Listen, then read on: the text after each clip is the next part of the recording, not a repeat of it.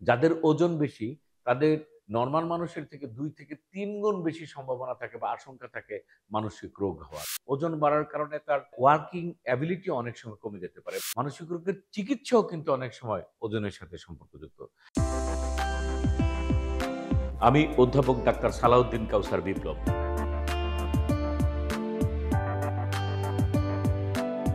কথা বলবো ওজন এবং মানসিক রোগের সম্পর্ক নিয়ে। দেখা গেছে কখনো, কখনো ওজনের কারণেও কোনো একটা মানসিক রোগ বা মানসিক সমস্যা হতে পারে। আবার কখনো, কখনো মানসিক রোগ বা কোনো একটা রোগের কারণেও কিন্তু ওজনের উপর এক ধরনের প্রভাব ফেলতে পারে। অবশ্যই নেগেটিভ প্রভাব। তো আমরা বলছি এইজন্য যে আমাদেরকে যদি একটু সচেতন আমরা থাকি বা আমাদের সচেতনতা যদি এই ক্ষেত্রে একটু বাড়ানো সম্ভব হয়, তাহলে মানসিক রোগের চিকিৎসার জন্য যে অনেক ধরনের দুর্নাম আমাদের আছে চিকিৎসার ক্ষেত্রে এবং চিকিৎসা পরবর্তী বিভিন্ন সময়ে যে দুর্নামটা আছে, সেটা কিছুটা কমে আসবে। এটা আমাদেরই দায়িত্ব। এজন্য আমাদের রোগীদের জন্য আমরা কিছু কথা যদি বলে দেই এবং এই সচেতনতা বিষয়টা যদি আমরা সাধারণের মধ্যে দিতে পারি, তাহলে সেটা কাজে লাগবে। এখানে একটু বিষয়টা ১ম এ আসি যে আসলে কোন মানসিক রোগ কিভাবে ওজনের সাথে সম্পর্কযুক্ত এবং পরবর্তীতে আমরা বলব যে মানসিক রোগের চিকিৎসাও কিন্তু অনেক সময় ওজনের সাথে সম্পর্কযুক্ত।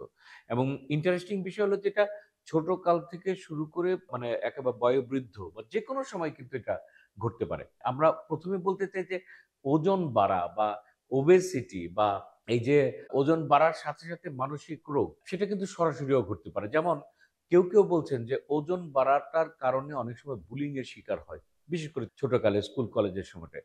সেটাও কিন্তু এক ধরনের অ্যাংজাইটি বা ডিপ্রেশন এর তৈরি করতে পারে।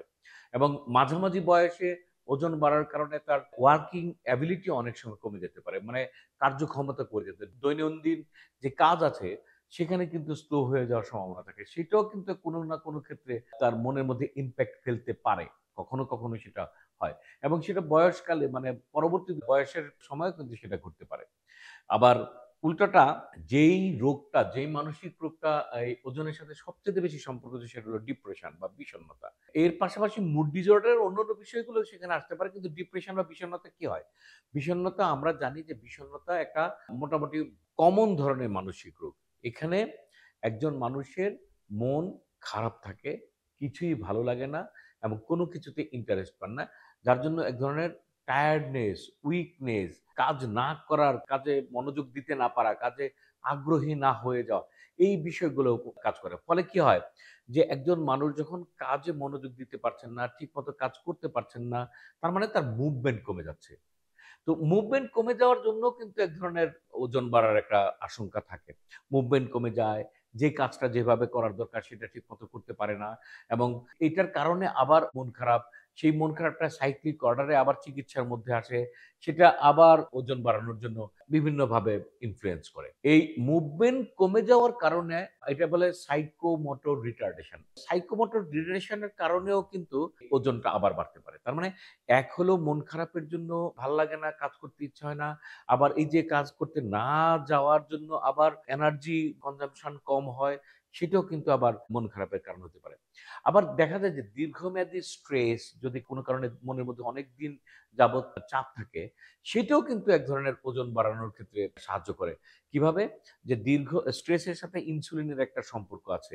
তো দীর্ঘমেয়াদী স্ট্রেসের কারণে বেশি ইনসুলিন সিক্রেশন হয় এবং সেই ইনসুলিনটা একসময় ইনসেনসিটিভ মানে ওই ইনসুলিনের যে কার্যক্ষমতা সেটা কমে যায়। যার জন্য টিস্যুতে বা সেলে যে ফ্যাট সেল বা বিভিন্ন সেলকে যে ইনসুলিন কাজ করবে সেইটার দক্ষতা যখন কমে যায়, সেটাও কিন্তু ওজন বাড়ানোর জন্য এক ধরনের প্রভাবক হিসেবে কাজ করে।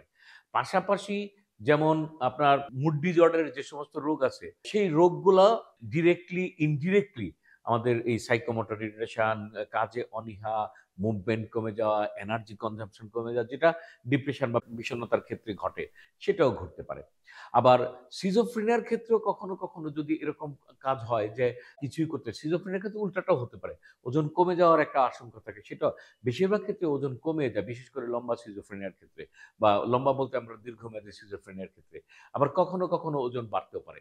আবার কিছু হরমোনের কারণে যে বিষণ্ণতা হয়, যেমন থাইরয়েড হরমোনের কারণে থাইরয়েড হরমোন সরাসরি ওজন বাড়ায়, আবার এটা যখন বিষণ্ণতা করে সেটাও কিন্তু ওজন বাড়ানোর ক্ষেত্রে অ্যাংজাইটি নিজে সেটা করতে পারে। আরেকটা কথা এখানে খুবই ইম্পোর্টেন্ট, আজকালকার দিনে এই যে মোবাইল এডিকশন, এই যে আমাদের বিভিন্ন ধরনের ডিভাইস এডিকশন, সেই এডিকশনের কারণে কি হয়, মোবাইল ডিভাইস এডিকশনটা কিন্তু আমরা ঘরে বসে অথবা রুমে বসে বা কোনো একটা জায়গায় বসেই এই কাজটা করা হয় বা কন্টিনিউয়াসলি এটার মধ্যে থাকা হয়। তাতে বেশিরভাগ সময় দেখা যায় যে যারা মোবাইলে এডিক্টেড তারা কিন্তু যতটা না বসে মোবাইল দেখে তার থেকে বেশি শুয়ে দেখে। বিছানায় শুয়ে হোক, সোফাতে শুয়ে হোক, ঘরে শুয়ে হোক। এই যে শুয়ে বসে শুয়ে থাকার যে প্রবণতা সেটাও কিন্তু আল্টিমেটলি ওজন বাড়ানোর ক্ষেত্রে কাজ করে। তার মানে মোবাইল এডিকশন, বিষণ্ণতা এবং এই হরমোনের কোনো একটা সমস্যা, স্ট্রেস, পাশাপাশি বিভিন্ন মাদক আসক্তিও ওজন বাড়ানোর ক্ষেত্রে কাজ করে, আবার সেই সাইকোমোটর রিটার্ডেশন এর ক্ষেত্রে কাজ করে।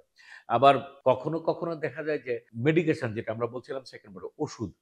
কোনো ওষুধ যেগুলা আমরা মানসিক রোগের চিকিৎসার ক্ষেত্রে দেই, সেই ওষুধগুলাও কিন্তু কোনো অ্যান্টিসাইকোটিক আছে, সেটা ওজন বাড়ানোতে সহায়তা করে। কোনো মুড স্টেবিলাইজার আছে, সেটাতেও ওজন বাড়ানোর সহায়তা করে। আবার কিছু ওষুধ আছে একটু ড্রাউজি করে, ঘুম রাখে, একটু টায়ার্ড লাগে। তখন যখন মুভমেন্ট কমে যায়, সেটাও কিন্তু ওজনের উপর প্রভাব ফেলে। মোদ্দা কথা, একজন মানুষের মানসিক রোগ হওয়ার ক্ষেত্রে যেমন ওজন অনেক সময় দায়ী হয়, এটা খুব কম হলেও যাদের মানসিক রোগ হয় তাদের মধ্যে কিন্তু বিভিন্নভাবে ওজন বাড়ানোর একটা আশঙ্কা থাকে। আমাদের আজকের এই ভিডিওটার উদ্দেশ্যটা হলো আমরা যাতে সচেতন থাকি। এমনিতেই রোগগুলা নিজেরাই এক ধরনের সমস্যা তৈরি করে, তারপরে চিকিৎসা নিজে আরেক ধরনের সমস্যা তৈরি করে। আমরা যখন ওজনটা বৃদ্ধি করে বাড়িয়ে আরেকটা সমস্যা ডেকে না আনি। এজন্য খাওয়া-দাওয়ার ব্যাপারটা একটু খেয়াল রাখতে হবে। বিশেষ করে কার্বোহাইড্রেট একটু কম খাওয়া। বিশেষ করে মানসিক রোগের ১ম পর্যায়ে ওজনটা একটু বেশিই বাড়ে। এটা একটু খেয়াল রাখতে হবে। আর যে সমস্ত ওষুধগুলোতে ওজন বাড়ে, সে সমস্ত ওষুধ যদি আমরা খাই, ডাক্তার সাহেবরা অনেক সময় বলে দিবেন, অথবা আমরা নিজেরাও অনেক সচেতন। আমরা যদি নিজেরাও সেটা বুঝতে পারি, তাহলে আমাদের মুভমেন্টটা যদি একটু বাড়ায়, একটু যাতে পরিশ্রমটা আমরা একটু করার চেষ্টা করি, একটু যাতে হাঁটাহাঁটিটা করার চেষ্টা করি, একটু যাতে মিষ্টি জাতীয়, কার্বোহাইড্রেট জাতীয় খাবারগুলা আমরা কম খাই। মোদ্দা কথা, আমাদের ওজন যাতে মানসিক রোগের সাথে আরেকটা সমস্যা তৈরি না করে সেটা খেয়াল রাখি। যাদের ওজন বেশি তাদের নরমাল মানুষের থেকে ২ থেকে ৩ গুণ বেশি সম্ভাবনা থাকে বা আশঙ্কা থাকে মানসিক রোগ হওয়ার। সুতরাং ওজন আগে থেকে কমানোর চেষ্টা করতে হবে। মানসিক রোগ হলে সেটা আরো বেশি মনে রাখতে হবে। চিকিৎসার সময় যাতে আমরা আরেকটু বেশি মনে রাখি। শেষ করব একটা কথা দিয়ে। যদিও কথাটা hypothetical, কোনো গবেষণা বলছে এটা সত্য, আবার কোনো গবেষণা উড়িয়ে দিয়েছে। বলা হচ্ছে যে সমস্ত মানুষের ওজন বেশি হয় তাদের বুদ্ধি নাকি কমে যায়। মানে ওজনের সাথে বুদ্ধির একটা সম্পর্ক আছে। যাদের ওজন বেশি তাদের বুদ্ধি কম। তো সত্য মিথ্যা বিজ্ঞান বিভিন্ন সময় বিভিন্ন হাইপোথিসিস কে প্রমাণ করে। কিন্তু যাই হোক, এমন একটা কলঙ্ক বা এমন একটা বিষয় তো আমরাও মেনে নিতে পারি না বা আমরাও সেটাকে একসেপ্ট করতে পারি না। সুতরাং যেভাবেই হোক, বুদ্ধি বাড়ানোর জন্যই হোক, ভালো থাকার জন্য হোক, সুস্থ থাকার জন্যই হোক, ওজনটাকে আমরা নিয়ন্ত্রণের মধ্যে রাখবো। বিশেষ করে মানসিক রোগের ক্ষেত্রে এটা আরো বেশি মনে রাখবো। ধন্যবাদ।